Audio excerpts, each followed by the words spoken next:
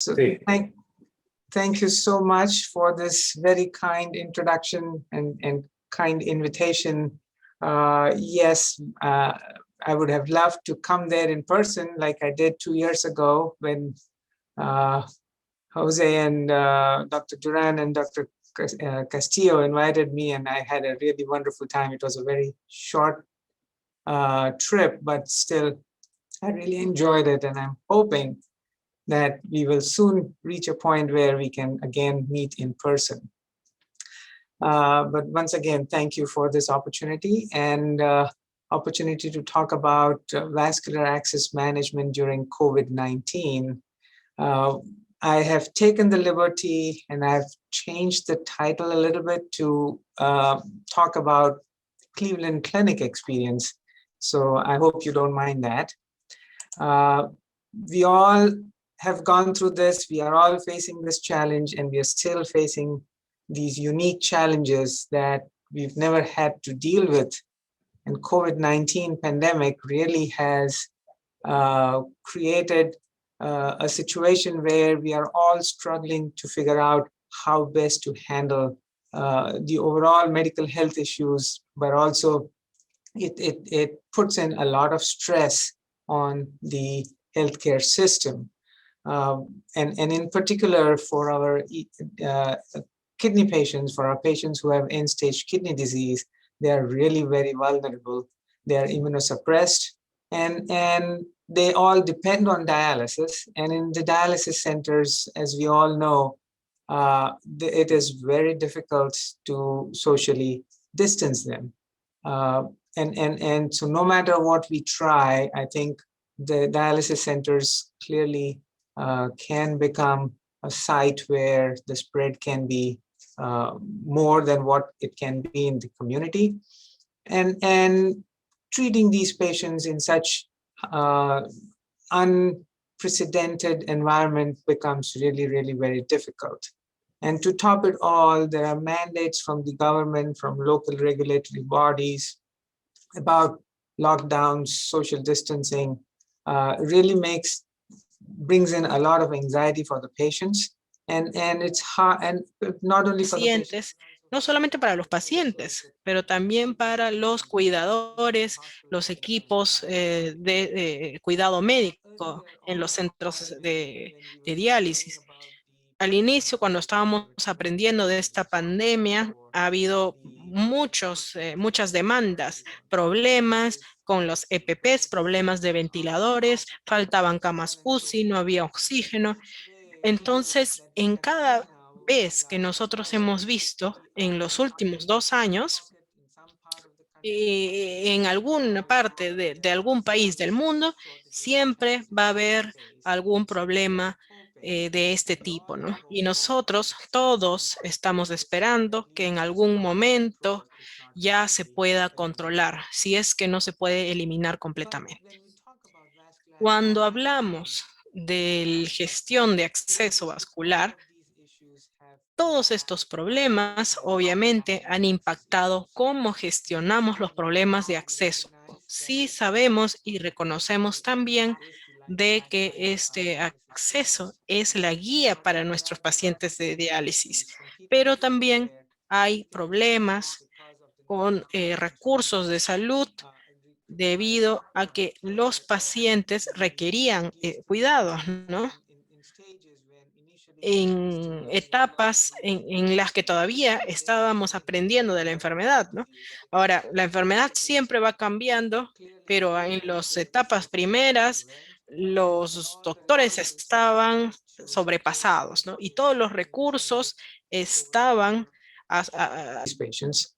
And as a mandate and as a guideline from various societies to prevent patients from getting infected, the elective procedures and surgeries were canceled. And because there were limited ICU beds and patients were coming in very sick, this is even before the vaccine started being implemented, the operating room and the recovery rooms were converted to makeshift ICUs to accommodate for really sick patients. And at the same time, as I said, patients were afraid that if they came to the hospital, they would contract the virus and would get affected with pandemic. So clearly, we have seen that these changes or these challenges have, even for the societies, been difficult, and to keep up with the two competing guidelines versus what we want ideal for the patients makes it very difficult for the healthcare team, for the treating physicians and the nurses and the team as such, as to how best we can approach vascular access problems. CMS guidelines in the US earlier on had guidelines to limit non-essential surgeries, and vascular access essentially got lumped as non-essential surgery, and people started canceling access surgeries. That clearly was not in the benefit of patients who required dialysis and who had access challenges like we have seen, catheters non-functioning, fistulas with aneurysms, fistulas about to rupture and cause a catastrophe. I mean, these are surgeries that are not considered to be non-essential, but they're emergency surgeries. And so recognizing that CMS hasn't really given too much importance to the vascular access surgeries, the American Society of Diagnostic and Interventional Nephrology, as well as the Vascular Access Societies of America, came up with a joint statement, which really has helped, at least in the US, to bring in more awareness towards the need to treat vascular access related issues. And the guiding principle was maintaining lifelines for our dialysis patients. With that background, I think at Cleveland Clinic also, we struggle to figure out how best we can manage vascular access and how best we can help our patients. And like we have been talking about collaborative team approach, we do have a collaborative team approach, and essentially outside of the pandemic, what we should be doing, we continue to maintain the same kind of principles, guiding principles of looking at the patient in the pre-ESRD or the pre-ESKD population where they're waiting for an access to be created, in the dialysis population where sometimes it's very critical that the access needs to be handled immediately. And then thirdly, what we have, which I got interested into, is in the ICU, where we see a lot of acute kidney injury, and the vascular access management in the ICU population became really very important. So this is how I'm going to talk about our Cleveland Clinic experience in these two groups, primarily lumping up the ESKD group, and then talk a little bit about the experience in the ICU population.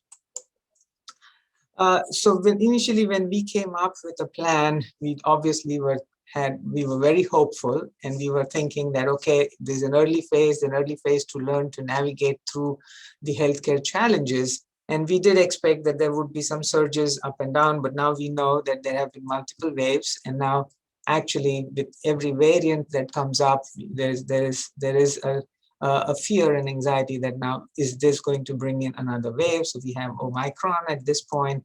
Is that something going to create another wave and challenge where everything else in the hospital shuts down and we have a lot of patients with COVID coming in? And then during the peak of each of these waves, how do we adjust to the reality, and how do we still continue to manage? And in the early stages, as we said, we made these four steps to plan our treatment strategy.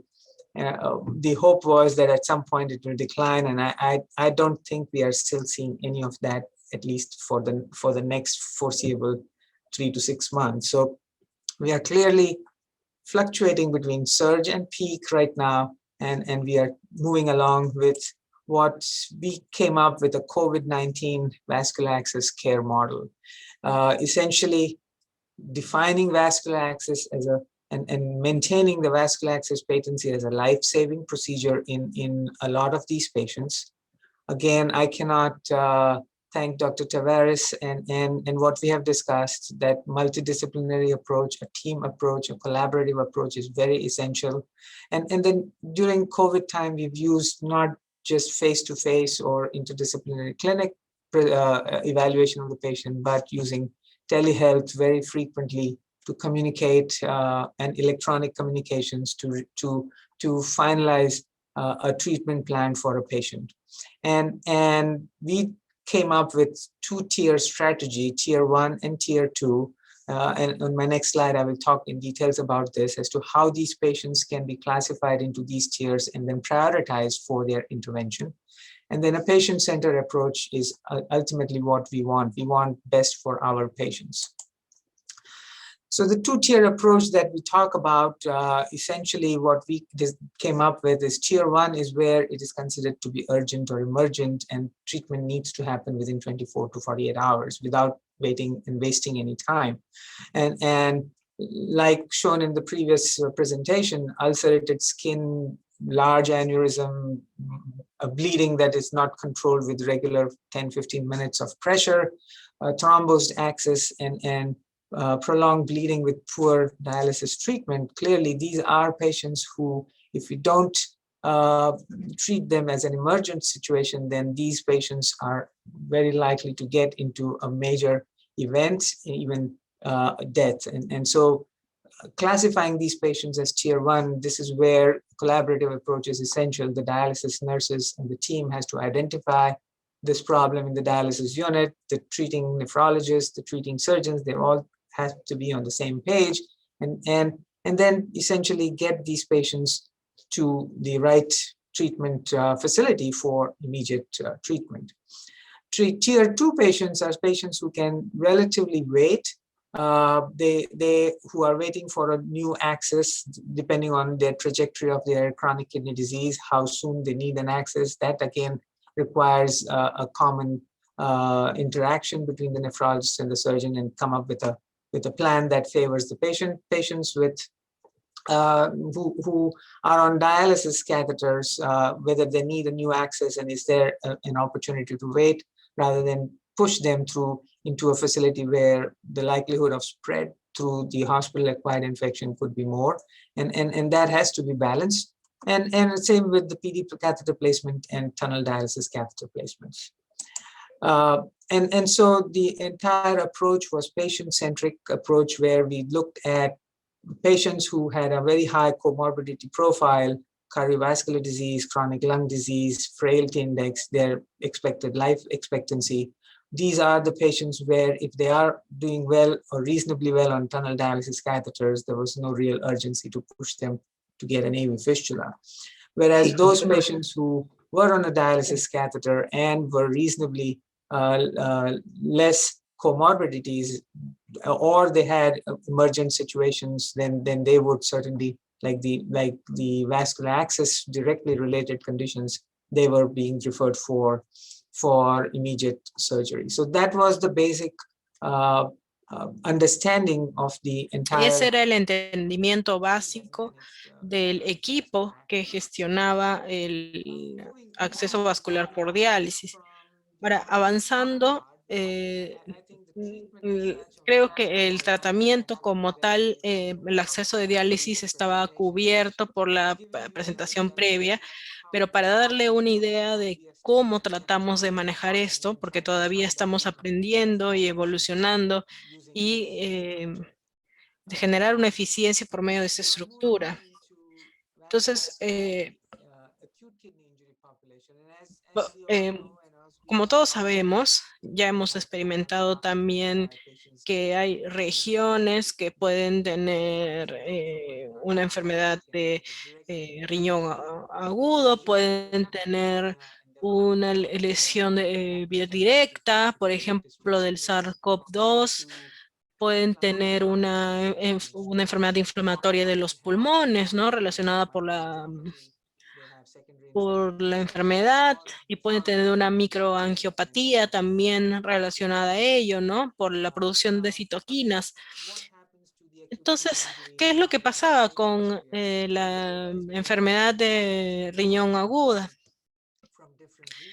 Bueno, vimos resultados de diferentes regiones, pero lo que vimos en general era que más de 45% de pacientes o 50 pacientes estaban siendo hospitalizados en el hospital y casi menos del 20% requerían diálisis.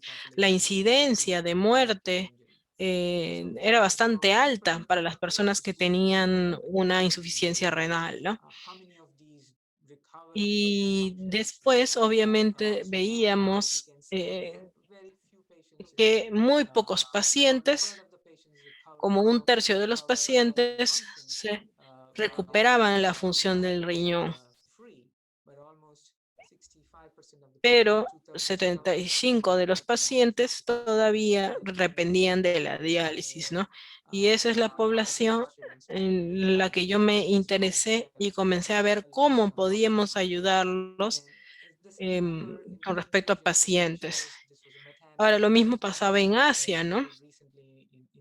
Esto ha sido reportado en esta publicación, pero en Asia el requerimiento para la terapia de reemplazo de riñón era requerida en 2,2%, mientras que en Europa era de 7,7%.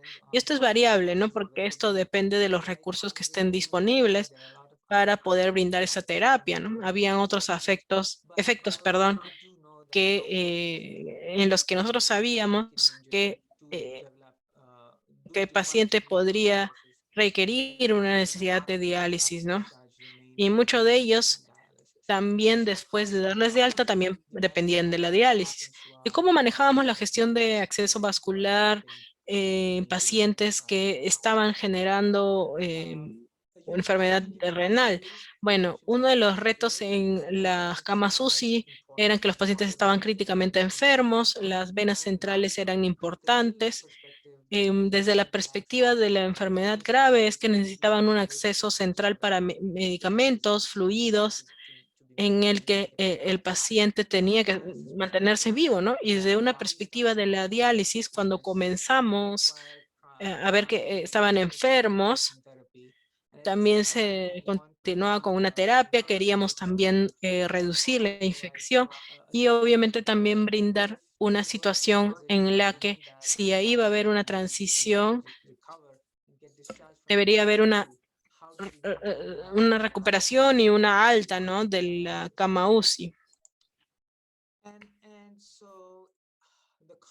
Entonces, la práctica aceptada era que el catéter de no tunelizado era fácil de instalar, pero también tenía algunos problemas, podía generar trombosis de circuito, el riesgo de infección era alto y la práctica común era que los catéteres no tunelizados deberían que retirarse cada 7 a 10 días, ¿no? Y con cada vez que se generaba algún daño endotelial, se tenía que instalar un catéter, ¿no? Entonces, la necesidad de responder el catéter tunelizado también, digamos, podía mejorar la transición desde la UCI, ¿no? Eso obviamente ayudaba con las horas hombres y la cantidad de personas que se necesitaban, ¿no? Para poder mantener el circuito, porque eso ayudaba ciertamente con los pacientes. Obviamente el personal también podía manejar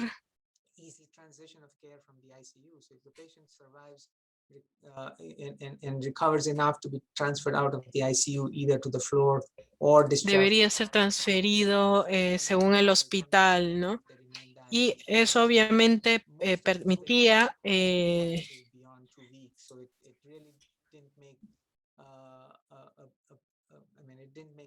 definitivamente no tenía sentido manejar ese catéter, ¿no? Con el catéter el riesgo era bajo para la infección, también el riesgo más alto era poder transferir a los pacientes em, Here, this is a typical number of pumps that the patient requires in the ICU. Este es un número típico que requieren los pacientes en la UCI. También usan ventiladores, también si es en el mismo pasillo, también es un reto que requiere bastante coordinación y colaboración. Entonces, obviamente sabemos que estos pacientes están enfermos, es difícil transportarlos, requieren un aislamiento. em, Porque cuando los movemos a diferentes partes del hospital, también tenemos que tratar esas infecciones. Y al mismo tiempo, si se pone un catéter tunelizado, también tenemos que evaluar si va a haber un riesgo de bacteriemia, ¿no? Entonces, esas fueron unas de las preguntas y algunos de los retos de los que hablamos.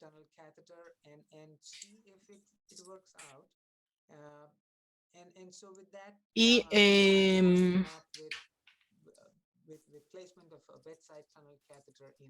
para el reemplazo de los catéteres, ¿no?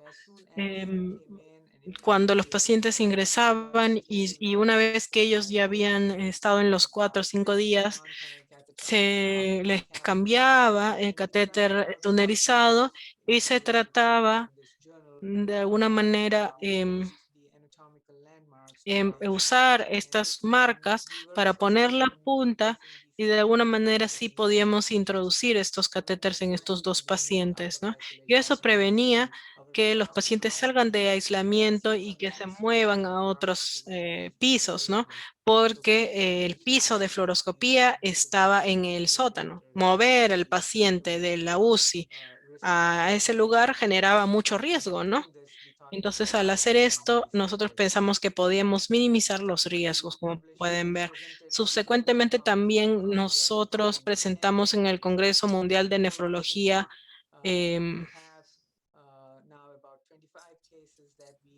también teníamos casos en donde hemos visto un criterio de inclusión y exclusión que hemos diseñado para pacientes que pueden tener diferentes catéteres y obviamente la población de pacientes estaba enfermo, la edad era 62, 11 pacientes estaban con ventiladores, 2 estaban necesitando oxígeno y no encontramos ningún sangrado menor ni complicaciones de neumotórax.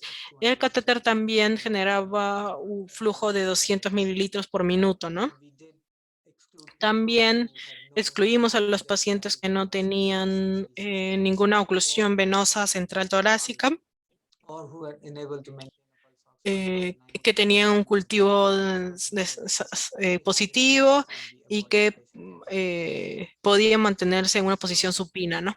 Entonces, el punto o la experiencia que hemos aprendido en la COVID era más que todo extrapolar nuestra experiencia con los pacientes de COVID-19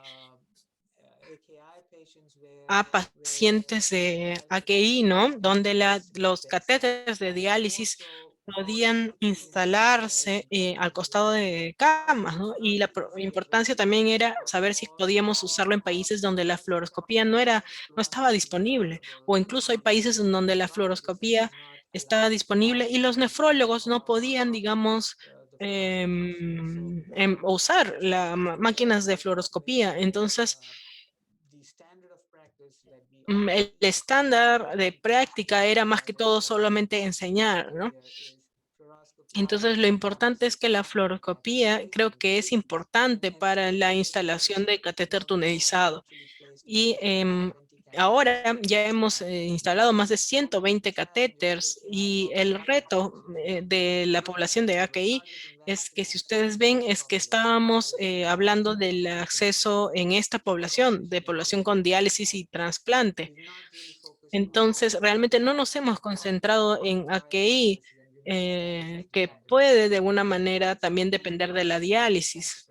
Entonces, eh, es seguro ubicar un catéter y también la pregunta también es, ¿podemos implementar la preservación de vasos en las UCIs, ¿no? Para que cuando salgan de la UCI ya se pueda brindar un acceso vascular para el cirujano o nefrólogo, ¿no? Que pueda generar una fístula. Y también la pregunta también era, ¿no? ¿Podemos generar un equipo colaborativo para enseñarle cómo podemos seguir avanzando con estos pacientes, ¿no? Para que se puedan preservar las venas centrales? Y bueno, con eso ya me gustaría terminar mi charla, agradecerles una vez más por la oportunidad para presentar mi experiencia usando catéteres tunelizados en pacientes que estuvieron en la UCI. Muchas gracias.